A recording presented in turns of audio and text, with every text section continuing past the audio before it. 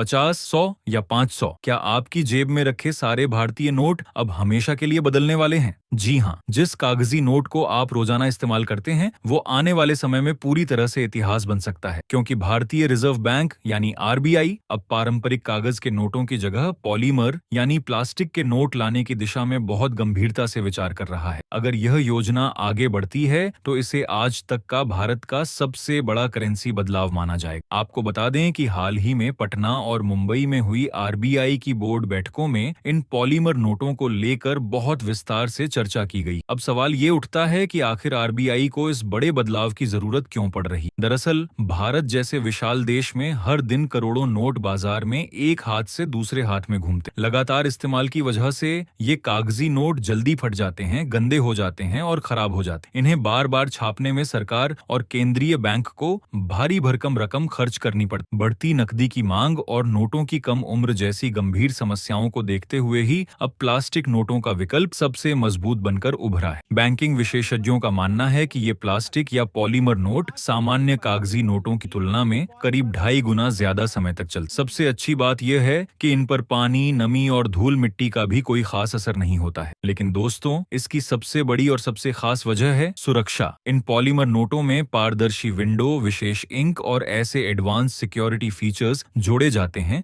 जिनकी हूबहू नकल करना नामुमकिन के बराबर होता है। यानी देश में समय समय पर सिर उठाने वाली नकली नोटों की समस्या पर इसके जरिए एक बहुत बड़ी और परमानेंट रोक लग सकती है। आपको जानकर हैरानी होगी कि दुनिया के करीब 60 देशों में किसी न किसी रूप में इस पॉलीमर करेंसी का इस्तेमाल पहले से ही हो रहा है। इसकी शुरुआत सबसे पहले साल 1988 में ऑस्ट्रेलिया ने की। इसके बाद 1999 में न्यूजीलैंड ने अपने सारे नोट प्लास्टिक में बदल दिए। वियतनाम में तो 5 लाख डोंग का सबसे बड़ा नोट भी पूरी तरह प्लास्टिक बेस्ड, जबकि यूरोप का रोमानिया भी अपने सारे नोट पॉलीमर में बदल चुका है। कनाडा, सिंगापुर, मलेशिया और थाईलैंड जैसे देश भी इसी कतार में हैं। हालांकि दुनिया की सबसे ताकतवर मुद्रा यानी अमेरिकी डॉलर आज भी पूरी तरह प्लास्टिक का नहीं है। अमेरिकी नोटों को मजबूत बनाने के लिए कॉटन और लिनन के एक खास मिश्रण का इस्तेमाल किया जाता है जो उन्हें सामान्य कागज से काफी अलग बनाता है। अब बात करते हैं कि अगर भारत में यह नियम लागू होता है तो क्या बदलेगा। निश्चित रूप से हमें नए डिजाइन और आधुनिक तकनीक वाले नोट देखने को मिलेंगे। लेकिन दोस्तों, इतना बड़ा बदलाव रातों रात संभव नहीं है। नए नोटों के आने पर देश की प्रिंटिंग मशीनों, एटीएम सिस्टम और पूरे बैंकिंग इंफ्रास्ट्रक्चर को नए सिरे से अपडेट करना पड़ेगा। इसीलिए विशेषज्ञों का कहना है कि भारत में पॉलीमर नोटों की शुरुआत अचानक नहीं बल्कि धीरे धीरे चरणबद्ध तरीके से की जा सकती है। एक तरफ जहां देश डिजिटल पेमेंट में रिकॉर्ड बना रहा है, वहीं कैश की मांग भी बनी हुई है। इसी संतुलन को साधने के लिए